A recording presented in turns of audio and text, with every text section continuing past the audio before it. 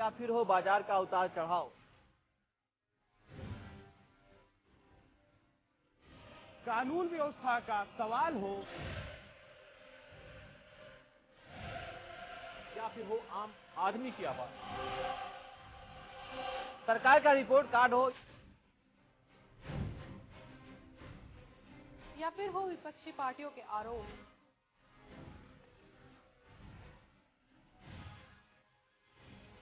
उत्तर प्रदेश की हर खबर पे रहेगी हमारी पैनी नजर।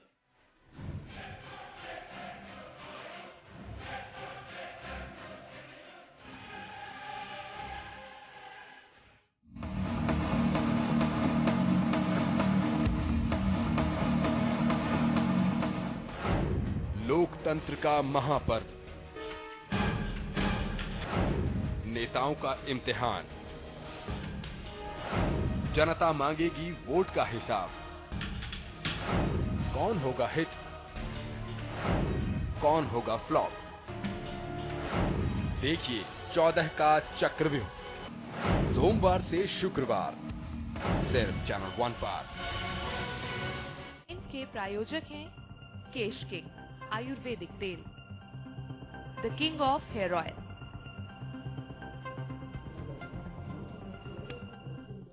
वाराणसी में केजरीवाल ने किया शक्ति प्रदर्शन। मोदी के रोड शो के जवाब में केजरीवाल का रोड शो। काफिले में गुलपनाग समेत कई दिग्गज मौजूद।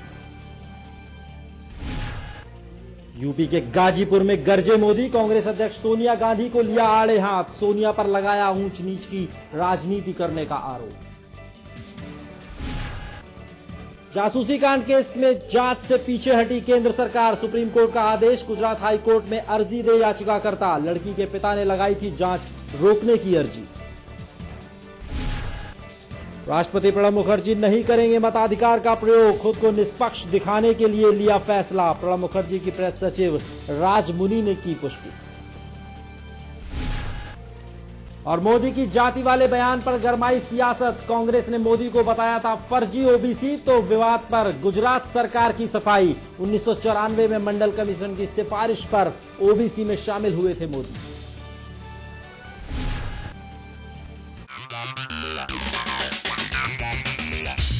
सितारों की गपशप, ग्लैमर का तड़का, बॉक्स ऑफिस पर किसे मिली बम्पर ओपनिंग, तो किसका हुआ डब्बा गुल। बी टाउन की दुनिया से एंटरटेनमेंट का फुल डोज देखिए रोजाना मूवी मिर्च मसाला दोपहर 2:30 बजे सिर्फ चैनल 1 पर।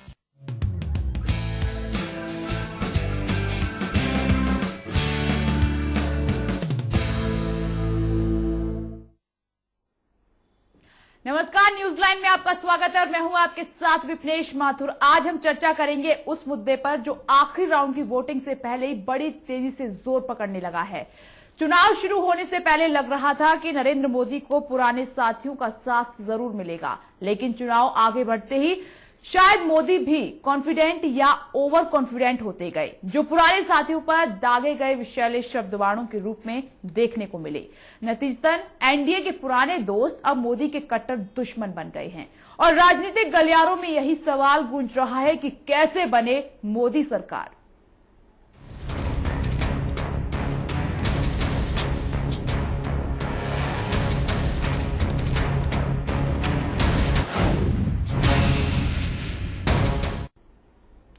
आखिर अब कैसे बने मोदी सरकार? अब ये सवाल बीजेपी और एनडीए के समर्थकों को भी परेशान करने लगा है। उन वोटरों को परेशान करने लगा है जिन्होंने नरेंद्र मोदी के नाम पर बीजेपी को वोट दिए हैं। मोदी के चाहने वाले पुराने साथियों से लगातार बद से बदतर हो रहे रिश्तों को लेकर परेशान हैं। तो मोदी हैं कि उन्हें खराब होते रिश्तों में भी रणनीति दिखाई पड़ रही है।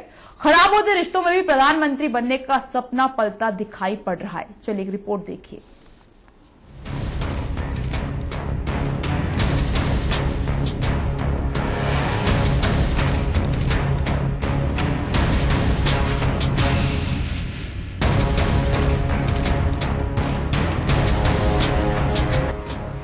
एनडीए के बहुमत पर तलवार।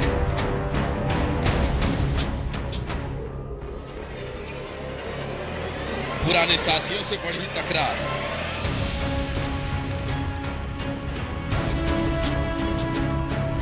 आखिर कैसे बने मोदी सरकार?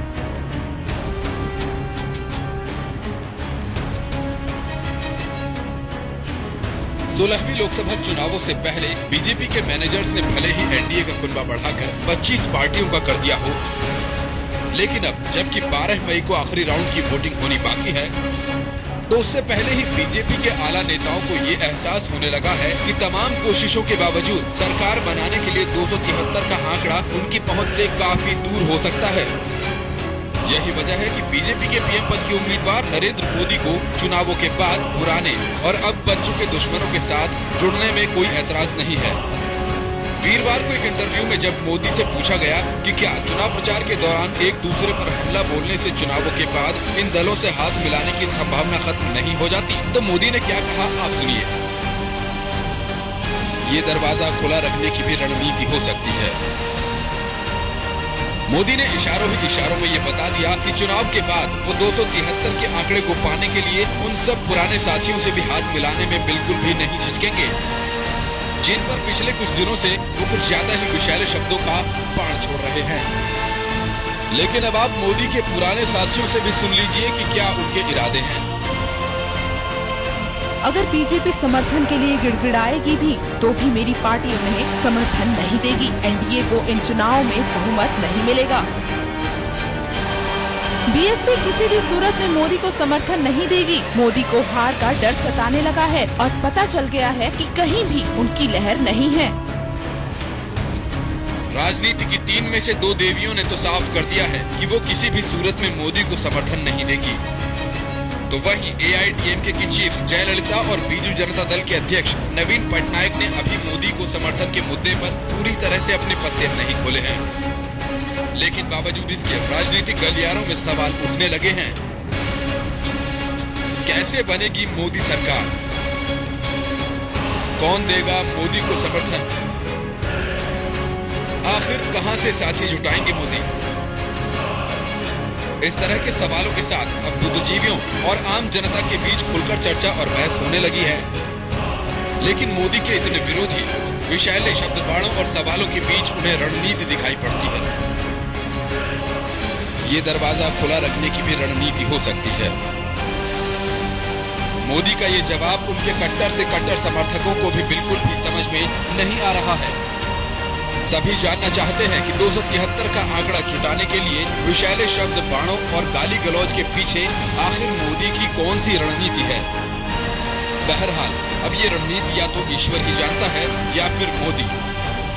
और अगर वास्तव में ऐसी कोई रणनीति है भी तो इसका पता 16 मई के बाद ही चल पाएगा। लेकिन फिलहाल तो राजनीतिक गलियारे और हिंदुस्तान की जनता के बीच इसी सवाल की गूंज बढ़ने लगी है, अब की बार कैसे बनेगी मोदी सरकार? मनीष शर्मा, शर्मा न्यूज।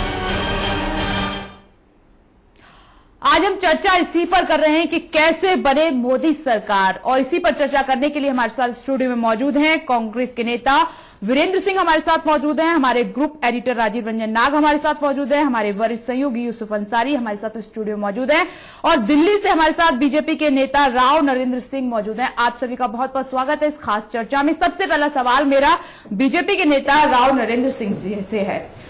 राव नरेंद्र सिंह जी, क्या बीजेपी को एहसास हो गया है कि मिशन 272 फेल हो गया है, इसी की वजह से अब मोदी सहयोगी पार्टियों की बात कर रहे हैं?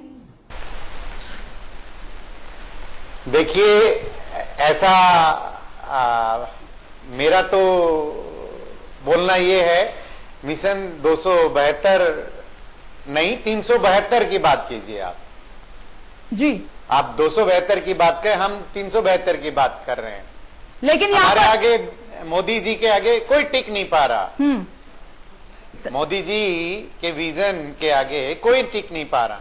अगर आप बहुमत में आने वाले हैं, ये आंकड़ा पार करने वाले हैं, तो फिर सहयोगी पार्टियों की क्यों बात की जा रही है? नरेंद्र मोदी कह रहे हैं कि नाराजगी चलती है उससे पहले, लेकिन बाद में सब हमारे साथ आ जाएंगे, एनडीए का कुनबा बढ़ेगा। नहीं। अगर सहारे की जरूरत नहीं है तो सहारा फिर क्यों ढूंढा जा रहा है? लेकिन अभी जो हमारे एनडीए में हमारे भाई हैं, उनको हम हमारे परिवार के सदस्य हैं, एक छोटी उंगली है, कोई बड़ी उंगली है, परिवार के सदस्य में सबको साथ लेके चलेंगे। हमने कभी किसी को का साथ नहीं छोड़ा, हमें कोई छोड़ गया वो अलग बात है। आज प्रकाश सिंह बादल जी जो पंजाब में देख लीजिए, शिवसेना के, हमारे गठबंधन बहुत पुराने हैं। हमारे गठबंधन वो गठबंधन है जो गठ और बंधन, जहां गठ हो गया और बंधन हो गया। जी राम नरेंद्र जी, मेरा सवाल आपसे ये था कि क्या आपको अब एहसास हो गया है कि जो आंकड़ा आप पाना चाहते थे वहां पर आप फेल हो जाएंगे, तभी आप जो क्षेत्रीय पार्टियां हैं, थर्ड फ्रंट है, नहीं, हमें ये एहसास हो गया कि हम सरकार बनने जा रहे हैं और संपूर्ण बहुमत से, आराम से, जिसमें कोई किसी भी तरह की दिक्कत मुझे महसूस नहीं हो रही। यानी आपको सहयोग की जरूरत नहीं पड़ेगी? देखिए, जो हमारे अलायंसेज हैं वही हमारे लिए मोर देन सफिशिएंट है, हमें और किसी की आवश्यकता नहीं है। नहीं, आपको ये एहसास तो हुआ है कि आपको जरूरत है और इसीलिए ताकझाक अब हो रही है। भले ही अमित शाह ये कह रहे हो कि 300 से ज्यादा हम सीट जीत लेंगे, 300 कमल चाहिए, लेकिन कहीं ना कहीं चिंता है आपकी पार्टी के भीतर, तभी ये बात सामने निकल कर आ रही है। नहीं, हमें कोई चिंता नहीं है, नहीं है चिंता, हमें कोई इस पे कोई चिंता नहीं है। रिलैक्स है पूरी तरह से, जीत को दावे से कह सकता हूँ रिलैक्स हैं जी, रिलैक्स है, एकदम रिलैक्स हैं जी। चलिए, आप मेरी शक्ल देखिए ना, कितना रिलैक्स लग रहा हूँ 3 लाख किलोमीटर चलने के बाद भी। जी जी, बिल्कुल बिल्कुल। चलिए, आपके पास लौटेंगे। मेरी खुशी आप देख सकते हैं मेरे चेहरे पे कि नरेंद्र मोदी तभी बात की जा रही है सहयोगी पार्टियों का समर्थन लेने के लिए। चलिए, वीरेंद्र सिंह जी, आप कहां पर खुद को पा रहे हैं? क्योंकि अब बीजेपी तो बहुमत में आ रही है, 300 कमल, उससे भी ज्यादा शायद सीटें जीत ले, तो आप फिर कहीं खो से गए हैं? देखिए, हवाई किले बनाने के लिए हर आदमी को छूट है। हमारा मानना है ये 16 तारीख के बाद पता चल जाएगा कि 372 आती है कि 272 आती है, 172 आती है। ये तो 16 तारीख के बाद पता चल पाएगा कि ये लोग कहां पर स्टैंड करते हैं। अगर कहीं ना कहीं घबराहट है तभी ये लोग सहयोगियों की तलाश करना अभी से इन्होंने शुरू कर दिया है। मेरा मानना तो ये है। मतलब सम्मानजनक हार के लिए वीरेंद्र सिंह जी, वीरेंद्र सिंह जी, आपको किसने बताया ये बात? हमने तो, हमारे तो यहाँ ऐसा कोई नहीं नेता, हमारे जो वरिष्ठ नेता हैं, किसी से कोई बात नहीं की, ऑफिशियल बात है हमें पे। जी बिल्कुल, आपके पास लौटेंगे, पूरा समय आपको मिलेगा बोलने का। यूसुफ जी, बड़ा सवाल यही है कि कैसे बने मोदी सरकार? देखिए, अगर जैसा कि अभी हमारे भाई बीजेपी के नेता नरेंद्र जी बता रहे, जो कि 3 लाख किलोमीटर की यात्रा करके आए हैं, शायद नरेंद्र मोदी से भी ज्यादा यात्रा उन्होंने कर ली है। नरेंद्र मोदी ने हवाई जहाज और हेलीकॉप्टरों के जरिए 2.5 लाख किलोमीटर की यात्रा की है और हमारे इन भाई ने 3 लाख किलोमीटर की यात्रा की है। तो मुझे लगता है कि नरेंद्र मोदी से ज्यादा 5.5 लाख हो गया है। तो फिर तो पीएम हमारे नरेंद्र जी को बनना चाहिए। मोदी जी कहाँ उसमें इनके सपना बना रहे, जो ज्यादा यात्रा करेगा वो पीएम बनेगा। बहरहाल, जो आपने बात कही कि साहब कैसे बने मोदी सरकार, तो मोदी सरकार बनने का तो एक ही फॉर्मूला है कि मोदी जी के समर्थन में 272 एमपी खड़े हो जाए तो सरकार बन जाएगी। लेकिन जब नरेंद्र मोदी हिमाचल प्रदेश जाके कहते हैं कि साहब मुझे मोर चाहिए, 300 कमल चाहिए, इसका मतलब ये होता है कि उन्हें इस बात का एहसास है कि उन्हें जितना चाहिए उतना नहीं मिल रहा, इसीलिए वो मोर मांग रहे हैं। मोदी मांगे मोर, है ना, ये दिल मांगे मोर। इसी तरह से जो बात आई है कि साहब चुनाव के बाद हमारे दरवाजे में 3 देवियां खड़ी होंगी और 3 में से 2 देवियों ने आज मना कर दिया। तो चूंकि कहीं ये बात कही गई कि हम हमारे दरवाजे में खड़ी होंगी, राजनाथ सिंह कलकत्ता जाते हैं तो अब देकर आते हैं भाषण कि हम पश्चिम बंगाल को विशेष राज्य का दर्जा देंगे। क्या मतलब है इसका कि आप चुनाव के बाद हमारे साथ आइए? तो इसका मतलब ये हुआ कि अभी जो एनडीए है, बीजेपी और उसके सहयोगी दल, चुनाव से पहले का गठबंधन, उसको पूर्ण बहुमत नहीं मिल रहा। नरेंद्र मोदी ने एक बात और कही है कि जब भी चुनाव होते हैं उससे पहले बयानबाजियां होती हैं, गाली गलौज होता है, कोई बात नहीं, मायने नहीं रखता, लेकिन जब रिजल्ट आएगा बाद में तो सब पार्टियां उनके साथ आ जाएंगी। देखिए, नरेंद्र मोदी को पता नहीं राष्ट्रीय राजनीति का कितना तजुर्बा है। मेरे ख्याल में पहली बार वो प्रधानमंत्री पद के उम्मीदवार की हैसियत से दो जगह से लोकसभा का चुनाव लड़ रहे हैं। उनकी पार्टी ने उन्हें प्रधानमंत्री पद का उम्मीदवार बनाया है, लेकिन बाकी के लिए, मीडिया के लिए, हमारे लिए आज वो गुजरात के मुख्यमंत्री ही हैं। प्रधानमंत्री वो तब बनेंगे जब उन्हें उनके हक में पार्लियामेंट्री पार्टी का जो फैसला आ जाएगा, सांसद उन्हें चुनेंगे। रिजल्ट के बाद पता चलेगा। जो ऐसा तो नहीं है, मुझे आप बता दीजिए कब ऐसा केंद्रीय राजनीति में हुआ कि चुनाव से पहले एक दूसरे को गाली दे रहे थे और चुनाव के बाद मिलकर उन्होंने सरकार बना ली है। इलेक्शन के बाद रीअलाइनमेंट ऑफ दी फोर्सेस होता जरूर है। लेकिन इसका ये मतलब नहीं है कि साहब जिनसे आप लड़ रहे हो वो कल आपके पास आ जाएंगे। नरेंद्र मोदी अभी उतनी बड़ी शख्सियत नहीं है कि उनके 200 आते ही ममता, मायावती, जयललिता और नीतीश कुमार या नवीन पटनायक जो है वो ला टपकाते हुए सत्ता की तरफ भाग जाएंगे। इतनी बड़ी शख्सियत अभी वो नहीं है। अभी उन्हें बहुत कुछ सीखना है केंद्रीय राजनीति में, और पिछले